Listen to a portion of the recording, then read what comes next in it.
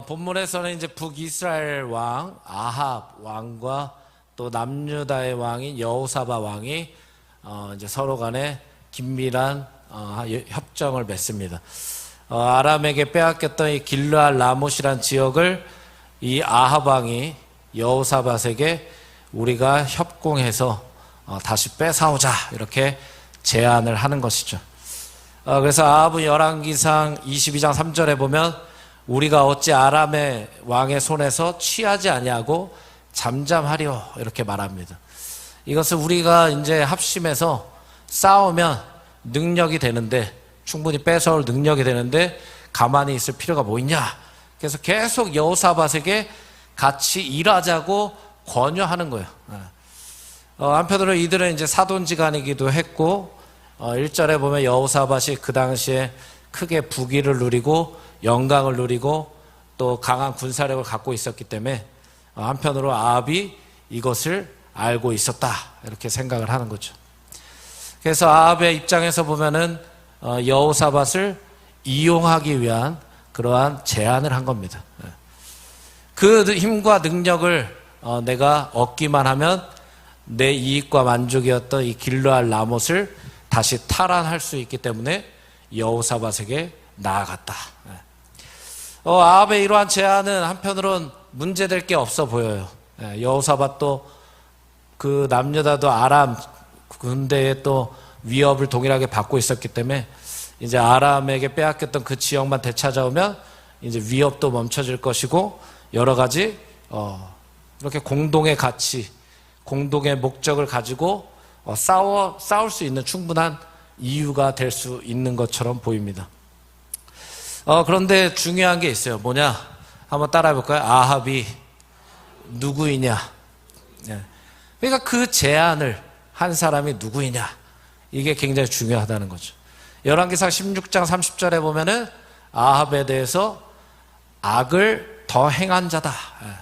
그리고 33절에 보면 그는 그 이전에 이스라엘의 모든 왕보다 심히 여호와를 노하시게 했다.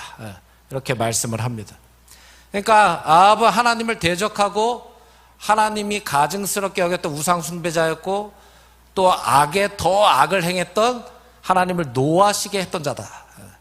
그런데 이러한 아합이 지금 국가적인 중대한 결정 앞에 그 일들을 주관하고 있다.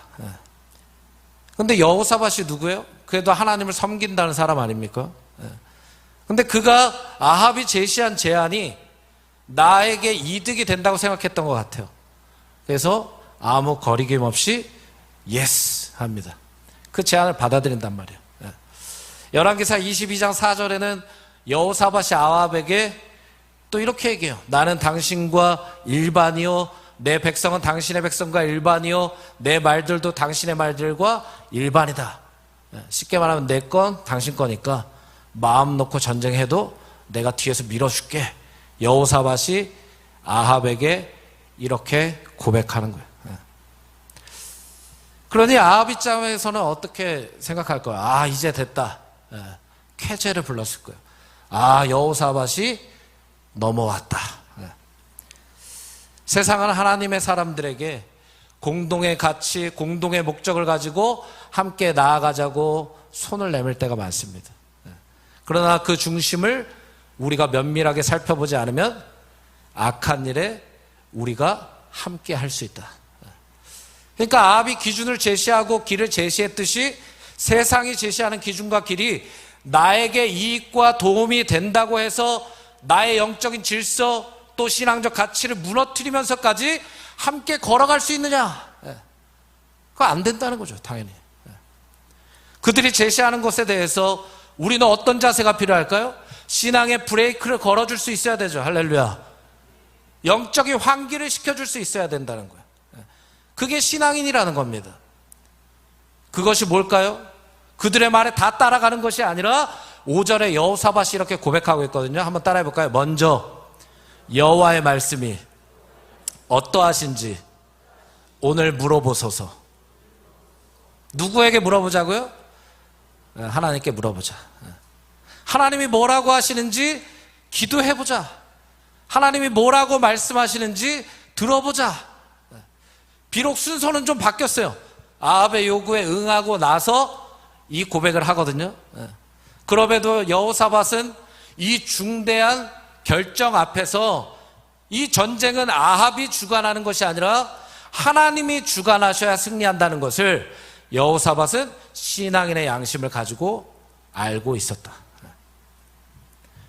여호사밧도 한편으로는 서서히 아합 왕에게 물들어가는 모습들을 보여주지 않습니까? 그런데 보여주다가도 그의 신앙과 믿음이 다 꺼지지 않았음을 우리가 여기서 발견할 수 있는 거예요. 우리도 어떻습니까? 나에게 이익이 되기 때문에 하나님을 대적하는 자들임에도 공동의 목적, 공동의 가치를 외치며 내가 가지고 있는 모든 것들을 오히려 그들의 필요를 채워주기 위해 힘쓰지는 않는가? 돌아봐야 된다는 거죠. 내게 어떤 관계가 더 지금 중요한가? 인간적인 관계, 정치적인 관계, 물질적인 관계, 여러 관계들이 우리 삶에 있을 겁니다. 하지만 바라기는 그 모든 세상적인 관계보다도 하나님의 관계가 우리에게 제일 중요한 관계가 되기를 주의 이름으로 축복합니다. 어쩌면 우리의 신앙도 여호사밧처럼 세상에 끌려가는 것처럼 보일 수 있다는 거죠. 세상과 타협하고 실패할 때도 있을 것 같습니다. 그러나 여호사밧의 마음 중심에 있던 하나님을 향한 작은 물음이죠, 그죠? 여호와께 한번 물어보자. 작은 물음이에요. 다 끌려가는 것처럼 보였는데 이 작은 물음이 우리에게도 살아있다면 우리를 포기하지 아니하시는 하나님께서 우리를 승리의 길로 반드시 이끌어 가실 줄 믿습니다. 우리는 실패하고 타협점을 찾고 어쩌면 무너져서 세상에 끌려가는 것처럼 보이지만 그럼에도 불구하고 신앙인의 양심을 가지고 아주 작은 믿음일지라도 내 마음 한켠에 주인 되시는 하나님을 발견하여 기억해내서 그래도 하나님께 물어봐야 되지 않느냐. 할렐루야.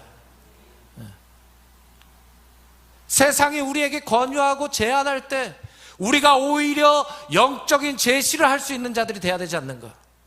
영적인 기준을 외칠 수 있는 자들이 돼야 되지 않는가? 하나님 앞에 물어봐야 됩니다. 그게 우리의 모습이 돼야 될 줄 믿습니다. 실제로 여호사밧은 아합과 전쟁에 나가지 않습니까? 그래서 역대하 19장 2절 후반절에 이 예후 선지자가 굉장히 책망을 합니다. 왕이 악한 자를 돕고 여호와를 미워하는 자들을 사랑하는 것이 옳으니까. 그래서 여호사밧은 통치 후반기였던 역대하 10장을 보면 20장을 보면 전혀 오늘 본문과 다른 모습을 보여요. 이 이후의 모습이니까. 이방의 연합군이 쳐들어왔을 때 여호사밧이 그때는 오로지 기도한다. 그리고 하나님이 말씀하시는 거예요. 이 전쟁은 너희에게 속한 게 아니고 나에게 속했다. 나가라. 내가 승리를 보장해 주겠다. 그리고 앞서서 누구를 세워요? 찬양대를 세워서 그 전쟁을 승리하지 않습니까? 그러니까 처음에는 굉장히 연약했던 모습인데 이 이후엔 어떤 모습을 갖고 있는 거예요? 전쟁인데도 불구하고 하나님의 말씀대로 맨 앞서서 찬양대를 세웠어요. 그 승리를 경험하게 되는 거예요. 우리 한번 따라해 볼까요? 다 끌려가지는 말자. 기분 나쁘세요? 한번 다시 따라해 보세요. 다 끌려가지는 말자. 신앙의 물음이 살아있자. 할렐루야. 그 다음 장면을 보면 여호사밧이 신앙의 양심으로 하나님의 뜻을 물어요. 그렇죠? 근데 그가 마주한 현실은 굉장히 영적으로 혼탁했단 말이에요. 만만치 않습니다. 그가 신앙으로 물었지만 결과적으로 그가 살아가는 현실의 문제는 영적으로 너무나 막막했어요. 여호사밧의 신앙의 물음을 통해서 아합이 그 자리에서 400명의 선지자를 부르지 않습니까? 모아요. 그 400명이면 적어요? 많아요? 뭐 오늘도 대답 안 하기로 하시고 온 거예요? 400명이면 적어요? 많아요? 많아요. 그런데 일사천리로 400명 선지자를 모았다. 그럼 이때의 시대적 상황은 어땠는가? 또 이들은 누구인가? 우리는 본문을 통해서 발견할 수 있죠. 아합이 어떤 사람입니까? 그의 아내 이세벨, 그렇죠? 바알 숭배자였죠. 그 아합도 물들었어요. 같이 바알을 숭배했던 정책을 펼쳤습니다. 열왕기상 18장에도 나오지만 그의 아내 이세벨이 여호와의 선지자를 색출하고 학살했다. 왜? 그의 정책에 걸림돌이 됐기 때문에. 국내 대신 오바댜가 선지자 100명을 숨겨주지 않습니까? 그러니까 선지자는 그들에게 있어서 걸림돌이었어요. 또 그의 일생을 보면 우리가 잘 아는 엘리야를 향해서 이스라엘을 괴롭게 하는 자다, 적대감을 갖고 있던 선지자들. 그러니까 아합과 이세벨은 자신의 기준, 생각, 자신의 마음에 따르지 않으면 기본적으로 핍박하고 억압하고 죽이기도 하고 공격했다. 이게 그들의 패턴입니다. 그런데도 여호사밧의 물음에 몇 명이 모였다고요? 400명이 모였다. 아합과 이세벨의 정책에선 야, 선지자 핍박하고 죽이고 살아남지 못할 것 같은데 400명이 모였어요. 400명이. 한편으로 이해가 되지 않는 상황이죠. 왜? 선지자가 누굽니까? 기본적으로 우상을 배척해야 되고 하나님의 말씀을 정직하게 증거할 수 있는 영적인 자질을 갖춘 자들이다. 이게 선지자이기 때문이에요. 그러나 오늘 본문에서는 이들 400명의 선지자들을 향해 이렇게 평가하고 있는 거예요. 아, 이들이 어떻게 그렇게 핍박 가운데 아합의 부름에 400명이나 모였을까 보니까 역대하 18장 22절에 이제 보소서 여호와께서 거짓말하는 영을 왕의 이 모든 선지자들의 입에 넣으셨고 또 여호와께서 왕에게 대하여 재앙을 말씀하셨나이다. 이게 무슨 말이에요? 아합의 심판에 대해 얘기하는 거예요. 여기에 모여있는 400명의 선지자들은 누구의 선지자라는 겁니까? 1번 하나님의 선지자, 2번 아합의 선지자, 3번 모르겠다. 몇 번이요? 듣고 계신 거예요 지금? 아, 진짜 궁금해서. 1번 하나님의 선지자, 2번 아합의 선지자, 3번 모르겠다. 이 400명이 누구냐고요? 예? 아, 제가 1번 뭐라 그랬죠? 아, 까먹었어요. 예. 하지마. 예. 아합의 선지자예요. 아합의 선지자. 예. 지금 본문을 제가 말씀드렸죠? 그들의 입에 거짓말하는 영을 넣었다. 예. 거짓 선지자라는 거죠. 예. 여기에 모인 400명의 선지자들은 아합 왕의 선지자였다. 또한 거짓말하는 영이 그의 입에 있고 그 고백들은 결국 아합에게 재앙이 될 것이다. 이 말씀을 나중에 미가야가 합니다. 이제 이해가 되는 거예요. 그렇죠? 선지자라고 해서 그것도 400명이나 모였으니 아, 반드시 잘못된 것을 수정할 것이고 고칠 수 있겠구나 싶었는데 이 400명조차도 어떤 선지자라는 거예요? 아합의 선지자였다. 아, 이해가 되는 거예요. 그렇죠? 그러니 이 400명의 핍박도 받지 않고 죽임도 당하지 않고 편의를 보장받았구나. 거짓 선지자라는 거죠. 실제 길르앗 라모 전투로 갈까 말까 이들한테 묻지 않습니까? 5절에. 그런데 그 대답이 어떻습니까? 약속이나 한 것처럼 똑같았다. 올라가소서. 하나님이 함께 하실 것입니다. 그 땅을 하나님이 주실 것입니다. 승리할 겁니다. 올라가세요. 걱정하지 말고 올라가십시오. 이 얘기하는 거예요. 400명이. 이 장면을 보면서 어떻습니까? 그렇죠? 아합은 분별력이 없어요. 하나님을 적대하는 자예요. 여호사밧은 어떻습니까? 신앙인의 양심을 갖고 있지만 이 본문상으로 제대로 서 있지 않습니다. 그러니 이 400명의 선지자가 거짓을 구하는 것인지 진실을 구하는 것인지 알 길이 없다. 내가 기도하지 않는데 어떻게 분별합니까? 그죠? 내가 말씀을 가까이 하지 않는데 어떻게 분별해요? 내가 예배하지 않는데 어떤 게 거짓이고 어떤 게 진리인지 어떻게 합니까? 몰라요. 우리 애가 누구한테 물어보는 거 좋습니다. 이 400명한테 물어보잖아요 지금. 우리도 마찬가지예요. 우리가 누구한테 물어보는 거 중요해요. 그러나 먼저 중요한 게 내가 말씀 앞에 서 있는 게 더 중요해요. 누구한테 기도 부탁하는 거 중요해요. 그러나 내가 먼저 기도하는 게 더 중요합니다.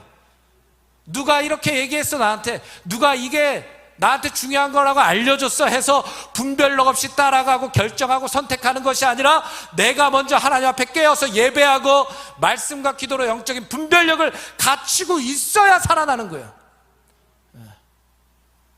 여러분 살아나시길 주의 이름으로 축복합니다. 국가의 중대한 일을 결정하는 거 아닙니까? 그런데 이 중대한 일에 거짓의 영에 사로잡힌 400명의 선지자들이 방향을 제시하고 있는 거예요. 얼마나 슬픈 일입니까? 우리 대한민국도, 우리 참 좋은 교회도, 우리 한국교회도 깨어있는 자들이 방향을 제시하기를 기도해 주시기 바랍니다. 그게 우리 기도해야 된다는 거예요. 이 거짓 선지자들의 고백에선 하나님의 이름이 거론되지 않습니까? 근데 중요한 게 뭐예요? 하나님은 그들에게 그렇게 말씀하신 적이 없다는 거예요. 그러니까 분별력이 없고 깨어있지 않으면 그 말대로 따라갈 수밖에 없다. 이들은 아합의 눈치를 보고 아합의 비위를 맞추고 하나님의 이름을 이용하는 자들입니다. 그래서 거짓 선지자들이에요. 그렇다면 우리는 거짓 선지자들이 누구이냐? 이것을 조금 더 세밀하게 살펴볼 필요가 있어요. 왜? 오늘날은 거짓 선지자들이 더 판을 치는 세상이기 때문에. 이들은 거짓을 선포합니다. 이것은 이들이 하나님을 아는 것 같아도 모른다는 증거가 되는 거예요. 왜? 말씀에 분명히 나왔거든요. 마태복음 10장 26절에 감추인 것이 드러나지 않을 것이 없고 숨은 것이 알려지지 않을 것이 없다. 할렐루야. 거짓은 다 드러날 수밖에 없다고 분명히 말씀하고 있어요. 거짓은 다 알려질 수밖에 없다고 분명히 성경에서 말씀하고 있어요. 갈라디아서 1장 8절에 그러나 우리나 혹은 하늘로부터 오는 천사라도 우리가 너희에게 전한 복음 외에 다른 복음을 전하면 저주를 받으리라. 그러니까 이건 뭐예요? 주님의 사자라면, 주님의 종이라면 절대 하나님이 모르실 리 없을 것이다. 하나님을 의식하게 되어 있다는 거예요. 또한 다른 복음이 없다는 걸 당연히 알 겁니다. 그죠? 그러나 거짓 선지자들은 하나님이 세우신 종이 아니기 때문에, 사람의 종이기 때문에 전혀 죄의식이 없다. 그들에게 중요한 게 하나님이 아니에요. 그들에게 중요한 게 예수 그리스도가 아니고 그들에게 중요한 게 성령님이 아닙니다. 그들은 복음도 예배도 영혼도 그들에게 중요하지 않아요. 왜? 양들을 버려두고 도망가는 게 그들의 일이거든요. 그럼 그들이 중요하게 여기는 게 뭘까요? 잘 들어보세요. 첫 번째 한번 따라해 볼까요? 하나님 중심이 아니라 사람 중심이다. 아합이 어떤 말을 원할까? 아합이 어떤 말을 좋아할까? 이 400명은 그것만 고민하는 거예요. 사람들이 듣기 좋은 말만 한다는 거예요. 그래서 디모데후서 4장 3절에 때가 이르리니 사람이 바른 교훈을 받지 아니하며 귀가 가려워서 자기의 사욕을 따를 스승을 많이 두고 4절에 또 그 귀를 진리에서 돌이켜 허탄한 이야기를 따르리라. 사랑하는 여러분, 내가 듣기 좋아하는 말씀만 해주는 목회자 얼마나 좋습니까? 그런데 하나님의 말씀 어떤 줄 아세요? 교훈도 있고 책망도 있고 바르게 함도 있고 의로 교육하는 것도 있어요.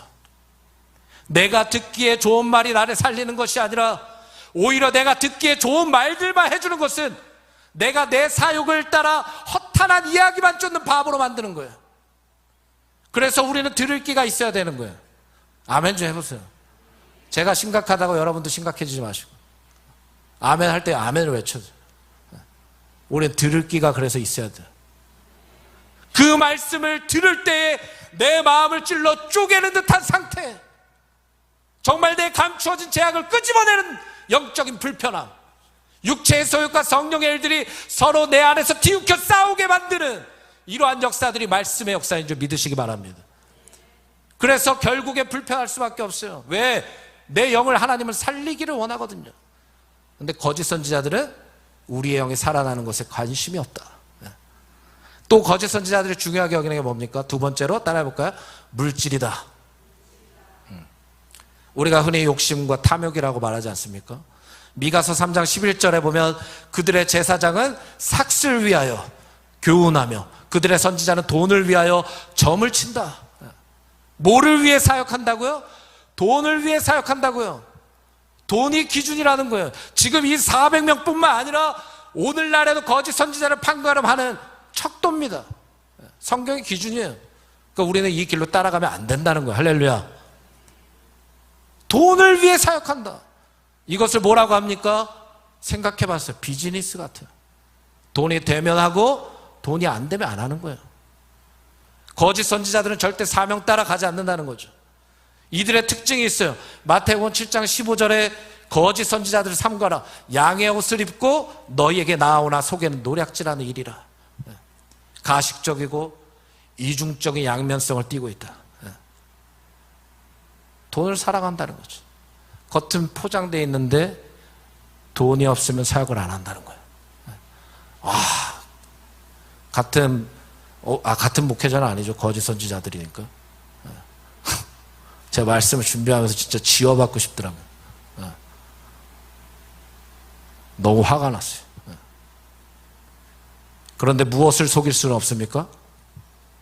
열매는 속일 수 없다.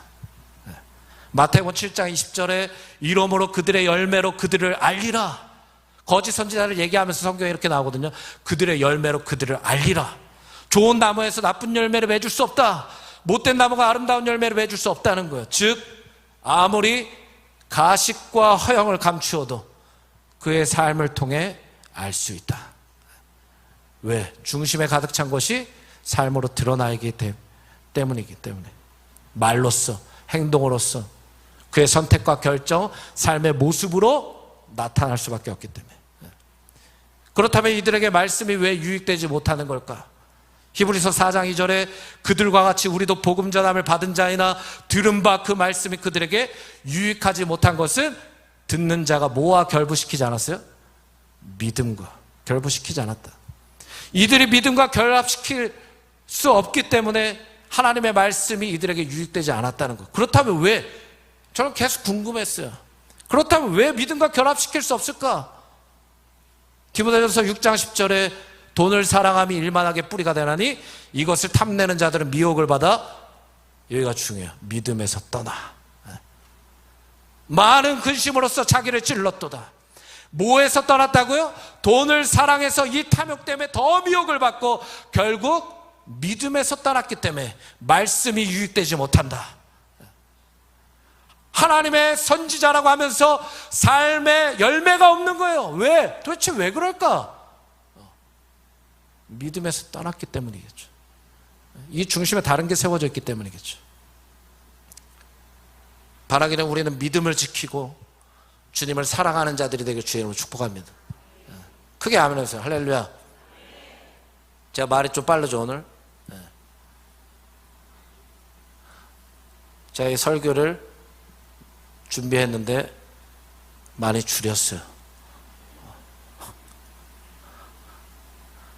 최대한 말을 빨리 하는 겁니다. 제가 맞춰드리고 있다는 거예요. 최선을 다해서. 그러니까 눈을 뜨세요. 자, 어깨를 펴고. 누가 설교 중에 뭐 몸 풀라고 합니까? 감사하죠. 그죠? 몸 좀 풀어보세요. 마지막으로 거짓 선지자들이 중요하게 여기는 게 뭡니까? 세 번째로 따라합시다. 외형적인 화려함. 이들이 좋아하는 거예요. 마태복음 24장 24절에 거짓 그리스도들과 거짓 선지자들이 일어나 큰 표적과 기사를 보여 할 수만 있으면 택하신 자들도 미혹하리라. 오늘날 이것을 또 뭐라고 말할 수 있을까 생각해 봤어요. 그런데 이게 떠올랐어요. 퍼포먼스, 쇼맨십, 마케팅. 이들은 말씀과 기도, 예배를 세워가는 게 관심이 없어요. 어떻게 하면 외형적인 화려함에 성도들을 사로잡을까? 사람들을 사로잡을까? 어떻게 하면 더 자극적인 걸로 그 마음들을 사로잡을까? 큰 표적, 큰 기사만 찾아다니는 거예요. 그렇게 우리는 눈앞에 화려함에 속으면 안 됩니다. 그곳에 정말 예수의 이름이 세워져 있는가? 하나님의 영광이 드러나고 있는가? 죄에 대한 회개가 있는가? 거룩함에 대한 몸부림이 있는가? 정말 십자가의 구원의 은혜와 감격이 그 자리에 있는가를 먼저 보시기를 주의 이름으로 축복합니다. 거짓 선지자들이 이렇듯 자기가 왕이라는 거죠. 처음에 뭐 했어요? 이럴 줄 알았어요. 거짓 선지자의 특징 첫 번째 뭐였어요? 박수! 홍승주 집사의 박수. 앞에 앉는 이유가 있었어. 따라합시다. 사람 중심. 두 번째 뭐였어요? 돈 중심. 세 번째 외형적인 화려함. 이게 거짓 선지자들의 특징이다. 그래서 우리는 어떻게 돼야 될까요? 우리는 이러한 세상을 살아가면서 당연히 믿음을 지켜내기 위해서 무엇보다도 말씀을 가까이 해야 됩니다. 또 정말 기도하셔야 됩니다. 더욱 내가 사람보다 하나님을 더 두려워하게 하여 주시옵소서. 내가 하나님보다 돈을 더 사랑하여 믿음에서 떠나지 않게 하여 주시옵소서. 눈앞에 화려함에 속아서 사명을 잃고 도망가는 자 되지 않게 도와주시옵소서. 기도해야 되는 거예요. 이제 마지막으로 여호사밧이 또 묻습니다. 6절의 이외에 우리가 그럼 물을 만한 사람이 없습니까? 여호사밧이 그래도 잘 묻죠? 아까도 묻고 지금도 또 물어요. 이렇게 작은 물음 가니까 결국에 역사가 일어나는 거예요. 우리가 그러면 이 400명 말고 물을 만한 사람 한 명, 물을 만한 사람 없습니까? 여호사밧이 묻는 거예요. 그때 아합이 7절에 아직도 이물라의 아들 미가야 한 사람이 있다. 아직 몇 명이 남았다고요? 한 사람이 있다. 미가야 한 사람이 남았다는 거예요. 우리가 바로 이 한 사람이 되기를 주의 이름으로 축복합니다. 다 타락한 것 같아도, 다 무너진 것 같아도 하나님의 역사는 어떤 역사입니까? 따라합시다. 아직도의 역사다. 아직도 소망이 있다. 아직도 희망이 있다. 하나님이 바라보시는 그 한 사람이 우리가 돼야 될 줄 믿습니다. 그렇다면 아합은 왜 미가야를 이제야 알려주었는가? 아합은 왜 이제야 미가야를 알려주었는가? 아합이 말하는 미가야의 특징이 있어요. 7절에 내게 대하여 좋은 일로는 예언하지 아니하고 항상 나쁜 일로만 예언하기로, 이렇게 말합니다. 그럼 실제 아합이 좋은 왕이에요? 나쁜 왕이에요? 나쁜 왕이죠. 악한 왕 중에 최고 아닙니까? 즉 악한데 어떻게 선하다고 얘기할 수 있어요? 못하는 겁니다. 미가야는 사람의 종이 아니라 하나님의 종이었기 때문에 사람의 눈치, 사람의 비위 생각하지 않았다는 거예요. 그럼 정말 미가야가 이 아합에게 나쁜 말 했는 겁니까? 아니에요. 아합에게는 그것이 바로 좋은 얘기다. 왜? 그를 돌이키시기 위한 목적, 그것이 죄라는 것에 대한 선포였기 때문이에요. 그러나 아합은 자신의 기준, 자신의 생각, 자신의 가치와 다르기 때문에 미가야 저 사람은 항상 나한테 나쁜 얘기만 한다 여기는 거예요. 누가 그 사람 듣기 싫어하는 얘기, 그 사람이 나쁘다고 여기는 얘기, 강한 얘기만 하고 싶겠습니까?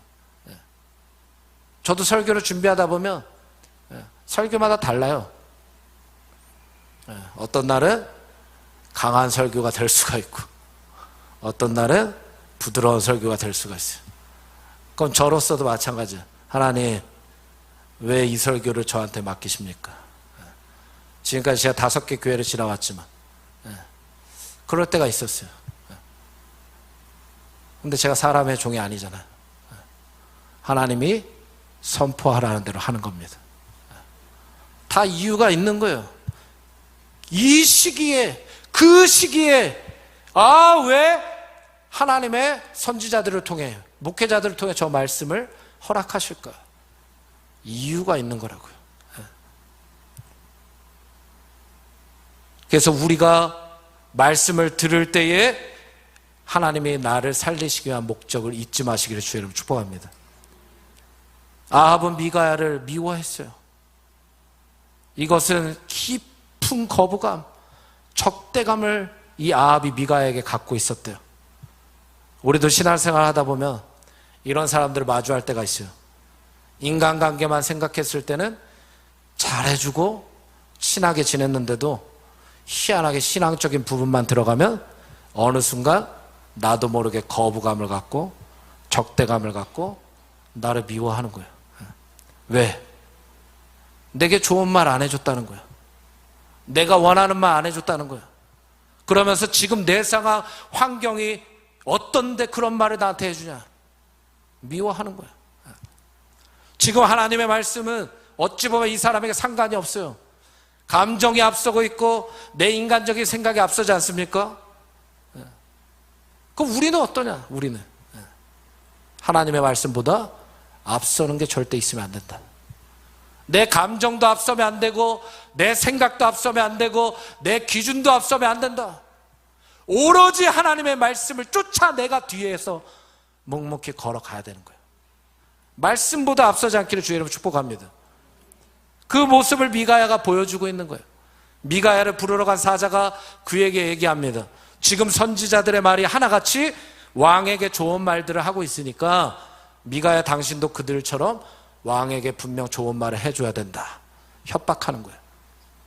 여호사밧 때문에 미가야를 어쩔 수 없이 그 자리로 이끌어 가고 있지만 그 자리에 세우기 전에 먼저 위협하는 거예요. 세상은 우리에게 이렇게 얘기하는 거예요. 너 시키는 대로 해라. 너 시키는 대로 해. 분위기 파악 좀 해. 괜히 유별나게 나서서 행동하지 마. 가만히 있으면 문제될 게 없으니까 세상과 같은 소리를 내라. 세상은 우리에게 이렇게 위협하고 강요합니다. 실제로 그 자리가 어떻습니까? 여호사밧과 아합이 왕자에 꽉 앉아서 그 앞에서 400명이 와, 승리할 겁니다. 잘 되고 있을 겁니다. 우리 할 수 있습니다. 막 외치고 있는 거야. 근데 미가야가 거기서 찬물을 끼얹어야 돼요. 미가야가 뭐라고 합니까? 오늘 본문이죠. 오늘 본문. 한번 오늘 본문을 다시 읽어볼까요? 오늘 본문을 시작. 미가야가 이르되 여호와께서 살아계심을 두고 맹세하노니 내 하나님께서 말씀하시는 것 곧 그것을 내가 말하리라 하고. 크게 아멘 하면서 할렐루야. 이것이 우리의 고백이 되어야 된다. 내 가정 안에서도, 내 사업장 안에서도, 내 삶의 모든 영역 안에서도 하나님이 나에게 말씀해 주신 것, 그것을 내가 말할 것이다. 왜? 나는 하나님의 사람이기 때문에. 이게 굉장히 앞으로 중요한 기준이 될 겁니다. 이게 하나님이 인정하는 기준이거든요. 어떤 상황에서도 내가 하나님을 인정할 수 있느냐, 하나님을 따라갈 수 있느냐. 오늘날 세상의 혼합주의자들, 다원주의자들, 물질주의자들, 세속주의자들, 거짓 선지자들, 종교인의 고백이 아니라 하나님이 기뻐하시는 말씀, 하나님이 주인 되시는 말씀을 그 자체로 내가 말할 수 있어야 그게 참된 믿음이요, 그게 참된 신앙인이요, 그게 진짜 그리스도인이다. 목에 칼이 들어와도 정말 예수 그리스도가 나의 주인이라고 고백할 수 있느냐? 전 연약합니다. 전 부족합니다. 늘 말씀드리죠. 맞아요. 우리 연약하죠. 부족하죠. 근데 또 제가 늘 말씀드리는 게 있어요. 우리가 약하면 누굴 더 의지하게 됩니까? 주님을 더 의지할 수밖에 없는 거예요. 할렐루야. 내 한계에 직면했을 때 그 한계를 뛰어넘게 해주시는 하나님을 의지하는 게 믿음 아닙니까? 내 자리에 주저앉아 있고 세상과 타협점을 찾고 안 된다고 하고 그 말씀을 왜 내게 주시냐 오히려 미워하고 있고, 그 언제까지 연약할 거냐? 세상은 이렇게 악해져 가는데, 그렇죠? 약하면 먹히는 거예요. 어쩔 수 없어요. 내가 분별력이 없으면 따라가게 돼 있고, 내가 믿음이 없으면 무너지게 돼 있고, 내가 기도하지 않으면 들을 수 없어요. 말씀을 안 보면 깨어있지 못하는 거예요. 예배 안 드리는데 어떻게 하나님의 마음을 압니까? 우린 그래서 결단이 필요한 거예요. 할렐루야. 우리 한번 말씀 읽어볼까요? 요한계시록 22장 18절 19절. 시작. 내가 이 두루마리의 예언의 말씀을 듣는 모든 사람에게 증언하노니 만일 누구든지 이것들 외에 더하면 하나님이 이 두루마리에 기록된 재앙들을 그에게 더하실 것이요. 다음. 만일 누구든지 이 두루마리의 예언의 말씀에서 제하여 버리면 하나님이 이 두루마리에 기록된 생명나무와 및 거룩한 성의 참여함을 제하여 버리시리라. 무슨 말씀입니까? 하나님의 말씀을 더하거나 제하면 안 된다. 앞으로 이게 우리의 믿음이 돼야 됩니다. 하나님의 말씀을 내 삶의 형편에 따라 빼거나 더하면 안 된다. 그 말씀 그 자체로 순종해야 되고, 그 말씀 자체로 따라가야 되고, 그 말씀 자체로 믿어야 된다. 어느 부분적인 순종은 앞으로 우리 굉장히 더 어렵게 만들 겁니다. 부분적인 고백들도 마찬가지일 거예요. 하나님의 말씀 완전합니다. 완전하신 말씀은 완전하게 고백되어야 됩니다. 앞으로 우리는 더 말씀에 사로잡혀 있으면 빛이 날 거예요. 어둠 가운데 빛이 드러나는 것처럼. 그게 그리스도인들의 장점 아닙니까? 그런데 두려워하지 마십시오. 하나님이 분명히 우리와 함께 하실 겁니다. 내가 빛나는 걸 두려워하지 마십시오. 내가 드러내는 걸 두려워하지 마십시오. 세상 가운데 하나님이 우리를 빛의 자녀로 세워주실 줄 믿습니다. 미가야는 타협하지 않았어요. 그렇죠? 마지막까지 아합의 죽음과 400명의 선지자가 거짓 선지자임을 그는 밝혔습니다. 우리는 어떻습니까? 마지막입니다. 세상의 흐름 따라, 세상의 분위기 따라 하나님의 말씀을 더하거나 뺄 때가 아닙니다. 세상 급격하게 바뀌고 있어요. 죄악들도 너무나 교묘해졌고 우리가 흔히 말하는 마지막 때와 같다. 주님이 언제 오실지 알지 못하나 그때와 징조는 너희가 알 수 있다. 우리가 깨어있으면 이 마지막 때에 우리는 하나님의 말씀 그 자체로 말하게 돼야 될 줄 믿습니다.